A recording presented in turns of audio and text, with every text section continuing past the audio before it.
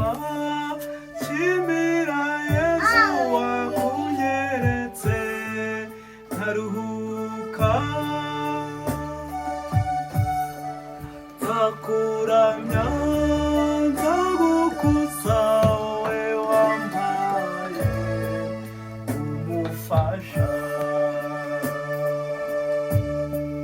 umutima wanjye uranezerewe mukunzi kuko utuyemo nanjye nzakora ibishoboka kugira ngo udahungabana haba mu byago n'amakuba nzagukunda mu by'Imana izaduha mukunzi tuzayishimira nzakuramya nzagukuza wowe wampaye umufasha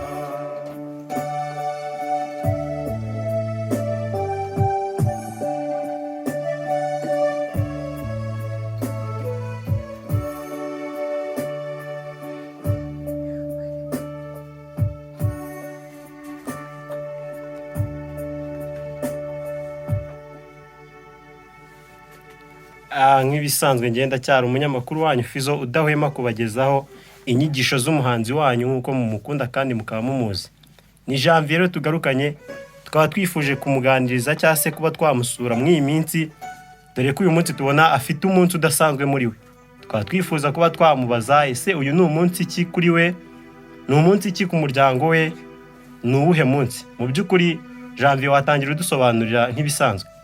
Murakoze Kristo zakuzwe bakunzi bantu b'Imana inshuti zanjye abantu mwese mukurikira kuri channel Janvier from Nyundo turabasuhuje muri iki gitondo twifuriza umugisha w'Imana mbere ya byose mbasezeranya ko nabasabiye kuko tuvuye mu misa tuvuyemo ni misa y'ibyishimo tuvuye mu misa mu gitondo misa gushimira Imana turashimira Imana njye n'umuryango wanjye ushimira Imana ko yabanye natwe mu myaka 5 tumaze dushinze urugo hari ku itariki ya 26 z'ukwezi kwa 12 2019 niho twakoze ubukwe. Ubwo rero uyu munsi byahuye murabona ko ari ku wa 4 umunsi wo ku wa 4 nico gihe hari ku wa 4 hari ku itariki 26 rero ari umunsi wo ku wa 4 2019. Uyu munsi tukaba twujuje imyaka 5 njye na madamu dushimira Imana ko yaduhaye umugisha kuri uwo munsi. Murakoze. Mu by'ukuri ubu muri bya ndimi z'amahanga na anniversaire mumaze mushingiwe. Yego na anniversaire y'imyaka 5 y'urugo rwanyu. Yego. Tukaba tubona mwishimye mukaba watubwira muri make umuryango wawe. Ese turabona uri kumwe n'abana abana bawe, mu by'ukuri dusobanurire tubashe kumenya byose. Murakoze cyane ngira ngo bushize mu bikiganiro ntabwo twari kumwe n'umuryango ariko kubera uyu munsi mukuru dufite uyu munsi n'ibyishimo dufite murabona ko turi kumwe n'umuryango. Ndi kumwe na madamu ngira ngo bwa mbere mumubonyeho mu kiganiro yabibwira nawe mukumvijwe iki. Murakoze. Ntagerageze yatubwire tubashe kumenya. Murakoze Kristo zakuzwe abavandimwe mudukurikiye. Nitwa Denise niyo dusenga ndi umufasha wa Janvier nshimira Imana. Twagize anniversaire y'imyaka 5 dushingiwe dushimira Imana ibyo yakoze muri iyo myaka. Murakoze. Ubutahabwo natwe mugomba kuzadutumira tugakomeza. Ndabona hari n'akana kanezerewe watwibwira. Yitwa nde? Babwira amazina yawe.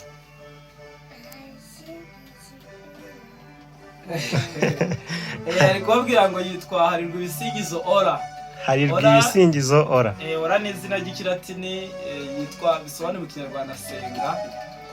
Rero Harirwa Ibisingizo Ora ni umwana wa kabiri. Mu by'ukuri ndumva n'izina ry'abana banyu hafi ya yose nagiye afite ubusobanuro. Abafite impamvu. Uwundi nawe yatwibwira. Nawe ribwire amazina yawe yombi.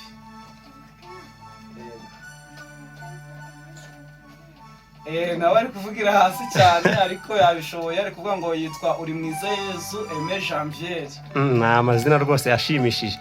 Dukomeje mu rugendo rwo kubaka urugo rwanyu, ese watunyuramo muri make aho mwavuye, aho mumaze kugera? Nyine muri anniversaire urumva buri muntu afite ibyo yishimira, hari imbogamizi, hari ibyiza, hari ibibazo, hari ibisubizo, byose waduca muri make uburyo urugendo rw'urugo rwanyu rwagiye rubaho. Murakoze cyane. Ndabyibuka hari ku itariki 12 z'ukwezi 26 z'ukwezi kwa 12 mu mbabarire gatoya 2019. Ndabyibuka guhera uwo munsi wari umunsi mwiza cyane.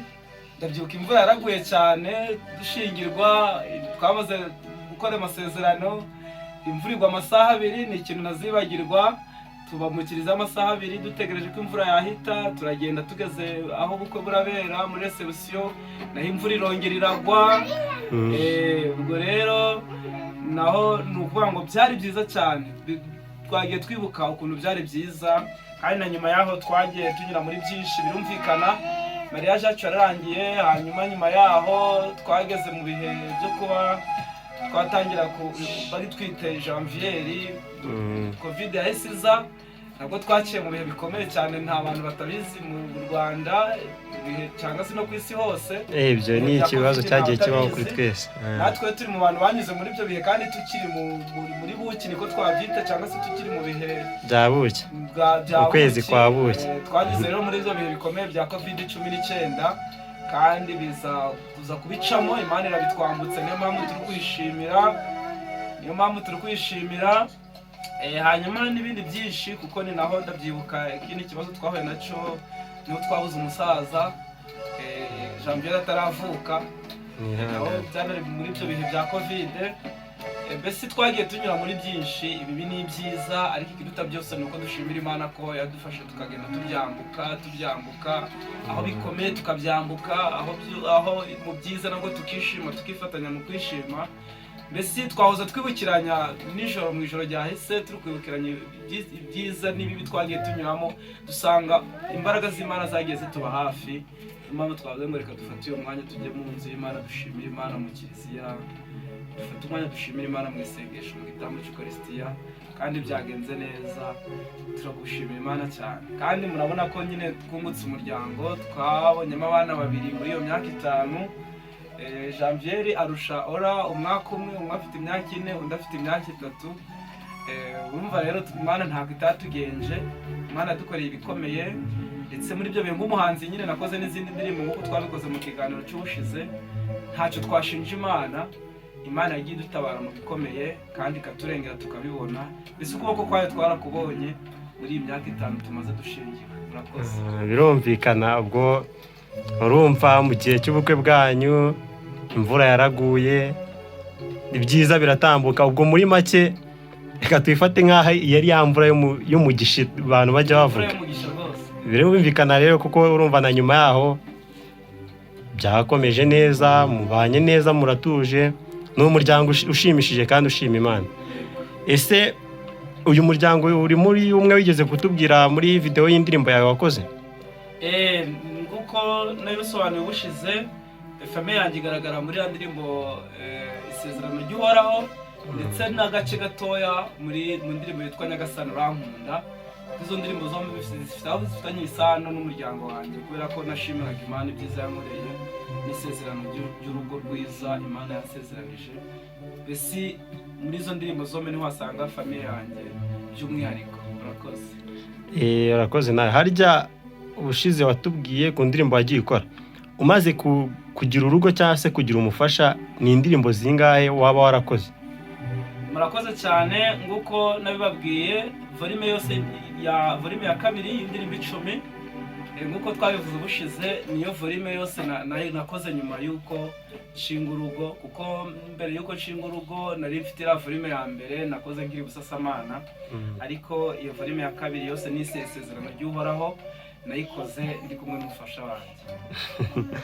Ubwo wenda ntago bamwe bumvishe icyatumye nkubaza, nagira numve yuko mu rugendo rw'urugo rwawe utaba waracitse intege mu kuba wakora indirimbo. Ese ukimara gushaka hari ibyo wishimira byinshi no mu muziki wawe waba waragezeho cyangwa se waba warabonye bigenda bihinduka? murakoze cyane. Imana ni nziza. Iyo wasenze, hari ijambo riharaye muri iyi minsi rivuga ngo wasenze Imana uburiki ngira ngo nawe ujye ubyumva cyane muri iyi minsi. Burya iyo umuntu ari gusenga asenga kandi bimurimo, kabone naho waca mu bikomeye, Imana ubona ukuboko kwayo. Rero natwe nk'umuryango twabonye byinshi byiza, uko yego birumvikana akenshi na kenshi abantu bibwira ko urugo barutekereza uko batari barwubaka, aricyo bamaze kugera mu rugo birumvikana hari byinshi uhura nabyo bikomeye bitanoroshe by'ubuzima, imibereho, gukurikirana ubuzima, ariko bikaba byiza iyo ubonye umufasha mukwiranye koko nguko ijambo ry'Imana ribivuga, mugahuza mugashyira hamwe. Mu kiganiro cy'ubushize nababwiye ko nari mfite ubwoba bw'uko nzashinga urugo wenda ngahura n'umudamu uzambuza kuririmba, ariko nabifatiye ibihe ndasenga, nsaba Imana, ngajya gukora mu rugendo rutagatifu, nsaba Imana kugira ngo izambe umufasha utazambuza gukomeza gukurikirana umuhamagaro wanjye. Ibyo n'isaha ndaca bishimira Imana, kuko muri iyi myaka 5 tumaranye, urumva ni naho nakoze indirimbo nyinshi, nakoze indirimbo hafi 10 nizo namuritse. Rwose ndabyibuka ku itariki 15 z'ukwezi kwa mbere 2022 niho namuritse iyo album ya indirimbo zawe, ya volume ya 2 isezerano ry'uhoraho, kandi nabikoze ndi kumwe n'umudamu. Byumvikane ko rero Imana yaranyumvise, umudamu utari bumbuze gukomeza gukurikirana umuhamagaro wanjye, na cyane ko ari umuhamagaro mwiza, kandi ababyumvisha ni bake, kuko ibi bintu bidutwara ubushobozi, bidutwara amafaranga, ariko iyo ugize umugisha ukabona umuntu muzaba afatikanya akagushyigikira akagutera kuraje, rwose nta mugisha uruta uwo nguwo. Rero nagize uwo mugisha, Imana irabikora, umuza n'umudamu wo gutuma uzamfasha aho kugira ngo nce intege, ahubwo akambwira kuraje, kuko umugisha w'Imana turabizi neza ko uhari kandi uzatukurikirana, uzatugeza kuri byinshi kandi byiza. Ndamushimira nawe ko yabashije kubyumva ndetse ntanci intege, ahubwo akankomeza kugira ngo nkomeze umurimo w'Imana. Nawe ndabimushimira cyane. Muri imyaka 5 tumaranye, Imana ikomeze guha umugisha. Murakoze cyane. Imana ishimwe kandi ihabwe icyubahiro, kuko impamvu nayo nkubaje iki kibazo, n'undi wese ugukurikira cyangwa se ukurikira ibintu by'ubuhanzi, iyo umuntu amaze gushaka usanga atangira gucika intege, kuko yinjira mu nshingano nyinshi. Ese abana barabaho bate? Iterambere ry'urugo, ese nge bizagumya kugenda nkuko nari umusore? Urumva ni ibibazo byinshi umuntu agumya kwibaza. Aha ni icyo cyari gitumye natekereza ngo wakibaza ngo ntago umugore yigeze atumucika intege mu buhanzi bwawe. Urumva ni ibintu byumvikana. Ahubwo nkaba nifuza ko wadusobanurira uyu munsi byeruye uko umeze muri wowe, uko ugushimishije, uko ushimishije urugo rwawe, ku buryo bigera naho uwizihiza. Uyu munsi umeze gute muri wowe? Murakoze cyane. Uyu munsi nawishimiye cyane, ndetse birumvikana ntabwo wenda hari igihe umuntu ategura ibintu ntibibe uko yabiteganyaga cyane, ariko byibuze cyambere nshimira Imana nuko nabyutse ndi muzima, n'umuryango wanjye ukabyuka ari muzima, tugafata umwanya tukajya mu misa gushimira Imana ibyiza yatugiriye, ndetse mbona no gushimira abantu badutunguye bakaza kwifatanya natwe mu misa y'uyu munsi. Nabyo byanejeje cyane. Harimo uyu mucuranzi mubona, umupianiste muramubona, ni umucuranzi muri ya korali nababwiye nsigaye nyoboye ku Nyundo, yitwa korali Angelorum. Niwe mu pianiste, niwe ukuriye abacuranzi muri korali. Nawe ndamushimira cyane kuba yaje kwifatanya natwe, kandi akaza kugira ngo arusheho kuturyohereza umunsi mukuru. No mu misa twari kumwe, ndetse turi kumwe n'abandi dufatanije tubana muri korali, harimo bamwe mu bayobozi dufatanije kuyobora muri korali. Ndabashimira cyane. Mugeni wumve ko ngushimiye, ni vice presidente wanjye, comptable wanjye nawe ndamushimiye, nawe aho ari abyumve. Bahise bajya mu zindi gahunda mu mirimo itandukanye, ariko bumve ko mbashimiye. Yitwa Solange. Hanyuma Clemence nawe wumve ko ngushimiye cyane, aho uri mu kazi, ndabizi uri mu kazi ariko ndagushimiye. Hanyuma na Fabrice nawe ndagushimiye cyane, ndabizi nawe uri mu kazi ariko kuba mwigomwe mu gitondo mwese mukaboneka, namwe ndabashimiye cyane. N'abandi bose twari kumwe n'abantu benshi batwifurije umunsi mwiza, abarihaye Imana, kandi mbonereho no kwifuriza umunsi mwiza padiri waduturiye igitambo cy'ukarisitiya, padiri Etienne, nabo byahuriranye. Uyu munsi ni mutagatifu Stefano cyangwa se Etienne mutagatifu. Padiri rwose nawe aho uri tukwifurije umunsi mwiza w'abazina bawe mutagatifu, kandi uri umubyeyi mwiza, turagukunda, famiye yacu iragukunda cyane, turabizi ko uri umubyeyi wacu kandi udukunda. Nawe tukwifurije mutagatifu wawe mwiza, kuba byanahuriranye n'itariki yacu nabyo twabyishimiye cyane, kandi nawe turagukwifurije. Ndetse n'abandi bose, hari n'abandi twahuriyemo twahuje anniversaire, nabo turabifurije umunsi mwiza. N'abandi bose batwifurije umunsi mwiza, rero natwe tubifurije umugisha n'amahoro kuri uyu munsi. Gusa ibyo wambazaga turanezerewe kandi turishimye, uko bizagenda birushaho tuzagenda turushaho kubitegura. Mwakoze. Ese nk'ibisanzwe ndumva koko ni umuryango unezerewe kandi wishimye, kuko urumva niba abantu bangana batyo baba bafashe umwanya bakavuga ati tujye muri anive ya janvier cyangwa se umunsi mukuru uwo yashyingiriweho cyangwa se umunsi yashakiyeho urugo, urumva ni ibintu bishimishije kandi biba byumvikana. Ese urabona cyangwa se hari indirimbo waba ufite waba witirira uyu munsi?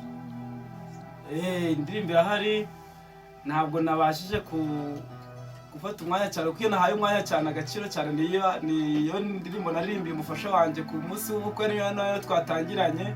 Ariko iyo uyu munsi nayo ntabwo yabura, kanzwe ko umuhanzi ntabwo aho tunguriwe yanakora. Nabitekerezaga ntekereza ko iki kibazo uri buze kukimbaza, niyo mpamvu nasanye n'uwiteguyemo gakeya kugira ngo mbashe ariko indirimbo yariri imbere cyane ni iriya ndirimbo twatangiranye, kuko ni indirimbo naririmbiye umufasha wanjye kuri uwo munsi w'ubukwe. Yitwa umufasha umpaye, ku bantu bajya kuri YouTube Janvier from Nyundo bayishatse bayibona. Iyo niyo ndirimbo naririmbiye umufasha wanjye kuri uwo munsi, ariko n'uyu munsi biri ngombwa ntabwo nabura gukora mu nganzo. Harya ubwo twatangiranye utiririmbira nk'igice cya mbere cy'iyo ndirimbo wita umufasha umpaye. Yego. Ubwo ugiye gusa nk'utunyurira muri make indirimbo wita nk'aho hari uyu munsi ho gake, noneho uhita uturirimbiraho n'igice cya kabiri cyangwa se igice kirimo ubutumwa bwa nyabwo ugenera umufasha wawe. Yego. Ubundi twumve koko yuko ibi bintu birimo neza koko. Ubwo ugiye kuturirimbira agace gato k'indirimbo wagenewe uno munsi. Uhita ukomerezaho n'iyo ngiyo yindi. Murakoze. Nk'uko nabisobanuye yitwa umufasha umpaye. Impamvu yanditse gutyo nuko naye maze igihe mbitura Imana kugira ngo imbe umufasha unkwiriye. Aho nari muboneye rero nahise mushimira Imana ngo wamufasha nagusabye n'uyu nguyu, umufasha umpaye. Uyu niwo mufasha umpaye. Niyo nahise umufasha umpaye. Bivuze ngo nishimwe nyine buri gushima. Nishimwe n'ubundi no muri refrain icyo bisobanura, nzakuramya nzagukuza wowe wampaye umufasha. Igitero cya mbere ntangira ni igitero kivuga ngo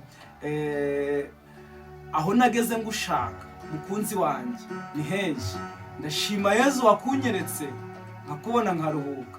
Nkimara kukubona naranyuzwe, ndashimira Yezu wakunyeretse nkaruhuka. Kuko ari icyifuzo nyine nari maranye igihe, nkimara kumubona numvise nduhutse. Kandi koko niko byagenze, kuko byabaye mu bitangaza by'Imana. Imana inyereka ikimenyetso, inyereka ko ari we koko yangeneye, kuko aricyo nayisabye. Ubwo rero n'ibindi bitero birahari. Harimo igitero kivuga ngo Imana izaturinde nihanangirije umwanzi wo kuduteranya mu rugo rwacu amagambo menshi. Imana izarinde urugo rwacu, tujye dushishoza muri byose tuzayivumbura. Kuko ndabizi neza ko ingo nyinshi zisenga n'amagambo, cyangwa se ibintu biteranya abantu, ibintu byo guteranya abantu, ibintu byo kwinjirira ingo z'abantu mugashaka kuzihumanya no kuziteranya. Nabonye ibi, nabonye iriya, nabonye ibi. Inshuti mbi nyine. Niyo ndirimbo nabyo nabishizemo, nihanangiriza abo bose, nihanangiriza ayo magambo, nihanangiriza izo mbaraga za Satani zo kuza kudusenyera urugo. Birumvikana. Noneho niba byakunda ko usa nk'uturirimbiraho gake, waturimbiye ku iyo ndirimbo wagenewe uno munsi. Indirimbo y'uyu munsi noneho narimba agace gatoya.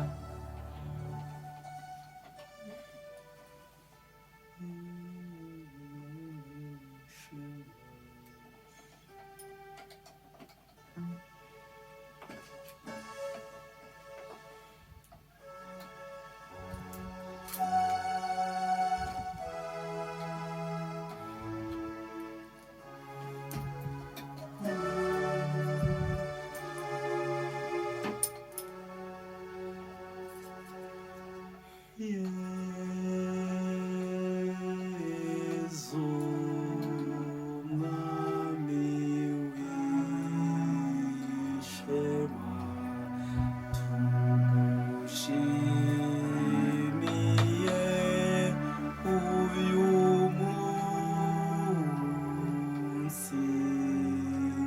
w'ibyishimo duhimbazaho ibirori by'imyaka 5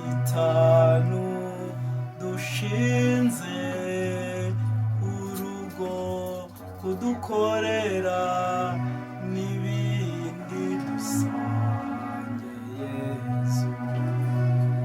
dusange Yezu dukomeze tugukorere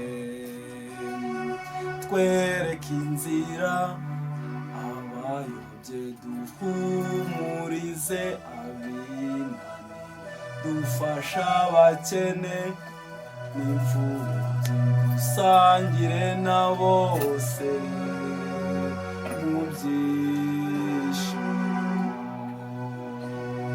twereke inzira abayobye duhumurize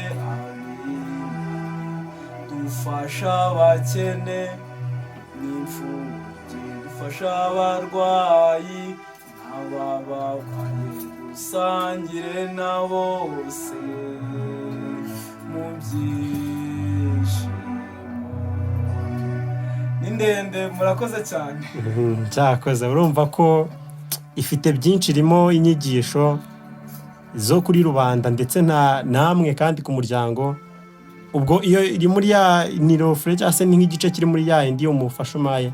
Oya, iki ni igice gitoya cya ndirimbo nageneye uyu munsi, ariko ntabwo nabashe kuyitunganya mu byuma, ariko mfite gahunda yo kuzayikora neza. Ariko mwumvise ko ntabwo nibanze kuri famiye yanjye gusa, ahubwo nagaragaje ko muri iyi myaka 5 hari ibyo Imana yadukoreye, kandi hari n'inshingano yaduhaye zo kwita ku bandi kuruta uko twe twakwitaho gusa, ariko tukita ku bakene, abashonje, dukomeza tugafasha abaza batugana mu rugo rwacu. Niyo magambo nashizemo cyane, kugira ngo mu gihe gisigaye Yezu dusange turusheho gufasha abakene, turusheho gufasha abababaye, turusheho gufasha abatishoboye, abarwayi, imbabare, urubyiruko mu nshingano zacu, kwita ku murimo Nyagasani aduhamagariye ari muri korali n'ahandi. Turusheho kubinoza ndetse kurushaho, kugira ngo kuko tuzi neza ko ari wo muhamagaro, abazaza batugana bose bajye badusanga basange twiteguye kubakira, nabo duhura nabo mu mayira tubafashe. Ibyo nibyo nifuza, nibwo butumwa nifuza gutanga muri iyo ndirimbo. Ibihe biri imbere tuzabibagaragariza. Murakoze. Nyagasani ashimwe kandi ahabwe icyubahiro. Ese ari ikintu natekerezaga kubaza cyangwa se nari nakubwiyeho, nk'igitero kiri muri ya ndirimbo umufasha umpaye, uyita ko kirimo amagambo akomeye, wamutura cyangwa se wamutuye n'undi wese, bivuze ngo erega iyo ukoze indirimbo ntago ari wowe uyikoreye, uba uyikoreye imbaga nyamwinshi z'abagukurikira n'abatazagukurikira n'abumva kubagukurikira. Bivuze ngo mu rurimi rw'amahanga navuga ko uba usharinze abantu barenga 1000. Ni ikihe gice wumva mukunda? Kuko hari igihe umuntu areba nk'indirimbo hakaba hari amagambo atumvamo neza, dore ko abahanzi bamwe na bamwe buriya nubwo bakunda gukora amalirics ngo bagaragaze amagambo. Ni ikihe gice gikomeye muri wowe mw'iyo ndirimbo umufasha umpaye wamuririmbiye ngo natwe tunyuriremo n'utakiza cyumve? Murakoze. Hafi ya byose nari mbikunze, kandi hafi ya byose hari impamvu nagiye mbyandika, ariko bujye kira gice cya mbere nicyo kinyibutsa amateka y'ukuntu twahuye. Kiriya gice cya mbere nicyo gikomeye kuko kiyoboye ibindi bitero byose, ariko kiriya gice cya mbere kirimo amateka y'ukuntu twahuye. Uburyo twahuyemo buratangaje, kandi tukimara no gushaka kubana hajemo ibintu bishaka kwitambika, ibibazo abantu ko yari ari kumwe natwe. Niyo mpamvu kiriya gice cya mbere naririmbye, biraba ngombwa ko gisubiramo kugira ngo wenda n'abandi bacyumve. Ariko icyo gice kirakomeye, nubwo n'ibindi bice birimo bitandukanye, harimo ibyo bisobanuye mu kanya, harimo n'ikindi gice kwanga imbere y'abanje n'imbere y'abawe, wemeye kumera umufasha n'imbere y'Imana isumba byose. Ariko kiriya gice cya mbere burya aho urukundo rwatangiriye, uburyo namushatse nkamubona, Imana ikabimfashamo nkamubona, nicyo gice gikomeye cyane. Sinzi rero niba nagisubiramo, wagisubiramo tatangiranye bakomeze bacyumve. wagisubiramo kuko hariho umuntu wumvira indirimbo neza live cyangwa se isa nk'aho ahibereye, hakaba n'uwumvira indirimbo icurangitse. Urumva wagisubiramo ni ingenzi. Yego.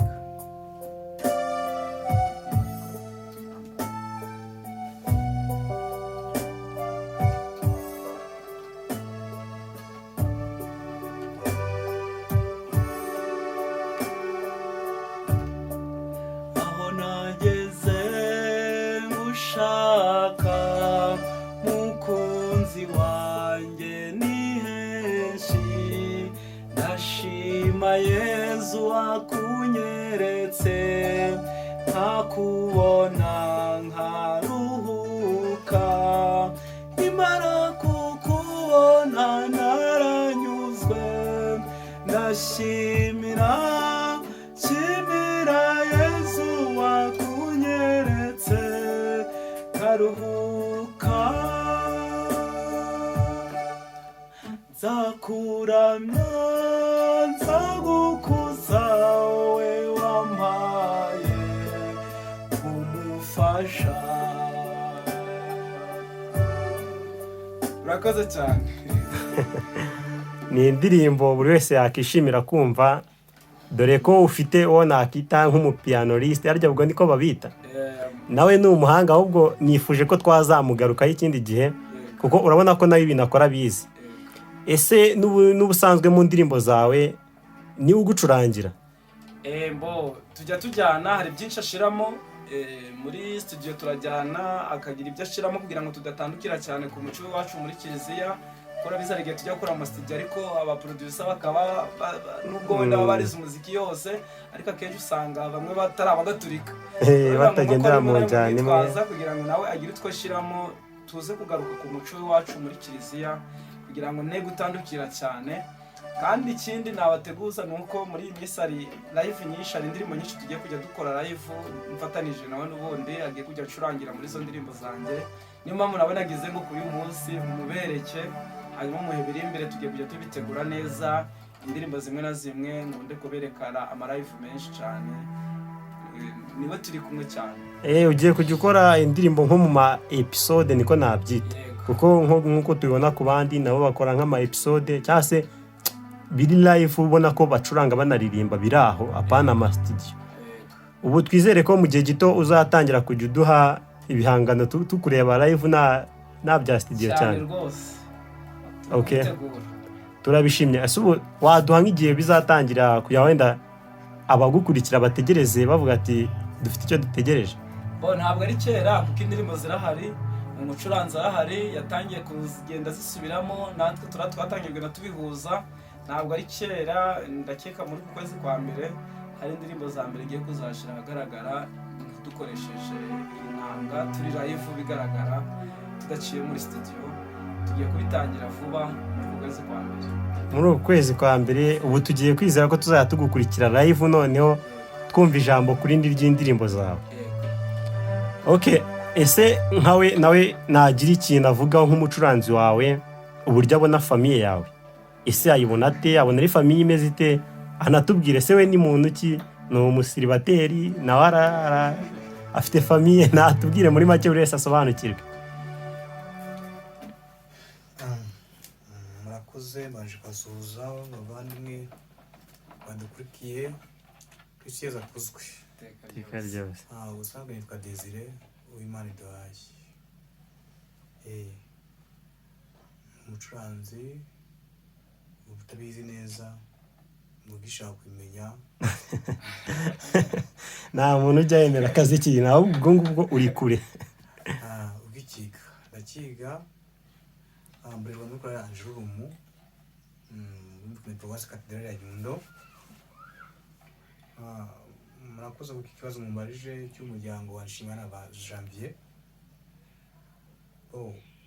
Njye ngibamenya nabamenye mbere bagishiga n'urugo ari mbari ubwabo nabo bugiyemo, gusa byari byiza abantu bari badahari, buriya mwarashitswe ariko byashobora ngo basubizemo, twangire turebe namwe mumaze kumumenya mujye mubibona.